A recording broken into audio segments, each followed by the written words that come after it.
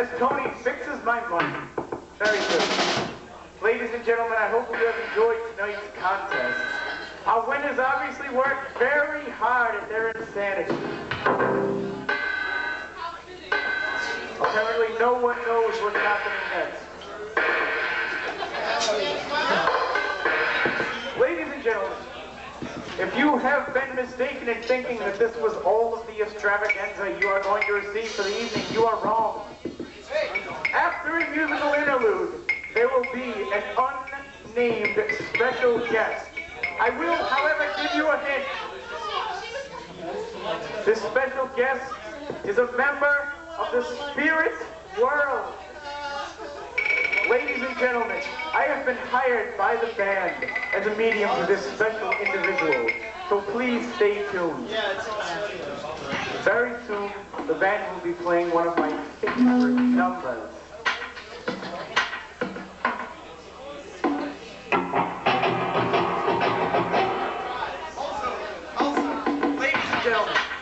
I would like to note the addition of one Stephen Wolf on double auxiliary percussion, if he is still present.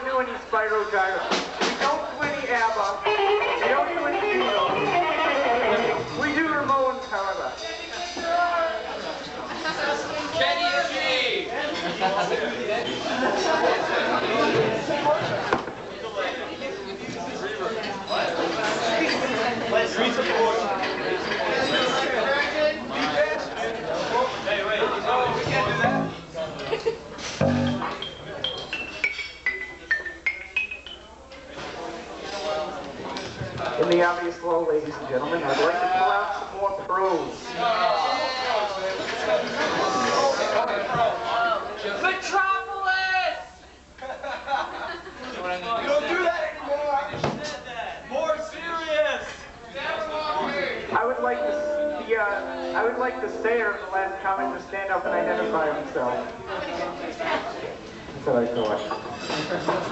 In the midst of the early morning sunrise, a small herd of goats quietly crosses a highway spanning the length of a route traveled heavily by people on their way to or from, depending on how you look at it, the return desk at Sears, which has long since decayed, leaving only a tiny sign of its former power. At the site, people scurry about, picking up what they can from the rubble. A lamp, a few bras, some peanuts, a nice cardigan sweater, thumbtacks, etc. Gee, they've got it all at Sears, says the man over in the corner, standing on the hill, holding a picture of a buffalo, reciting his thesis on heating with friction. He walks down the stairs to the 5 and 10 cent store. At the counter is a performance of A Tale of Two Cities by executives of a major wallpaper firm. They ask if he would like to play the role Jane Seymour played on TV. But instead he says he would like to watch this role be played by a giant squid. Oh, I am dizzy, yes. Dizzy as can be, I sit or rather squat, pondering very ponderances of wowing about at various points of ponder. Along comes someone to inquire as to why I'm squatting at this particular point of ponderance. When she spoke, a huge spring attachment would vault her head high into the air while she made motions with the arms and legs, obviously to supplement her speech, which was growing ineffective because of her flailing head.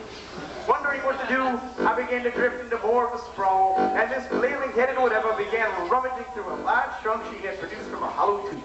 As I began to ponder more, mustard was poured all over me and the surrounding area. Mustard, she says. That will cure your ponderance. But I do not want my ponderance cured, foul, bobbing-headed old mutant. I gleefully accept my gradual remission to a sprawl due to heavy ponderance. I said to no avail as the old mutant type threw me in the dryer to harden the mustard. In my new casing of mustard, I found that I was much happier than before in my ponderance.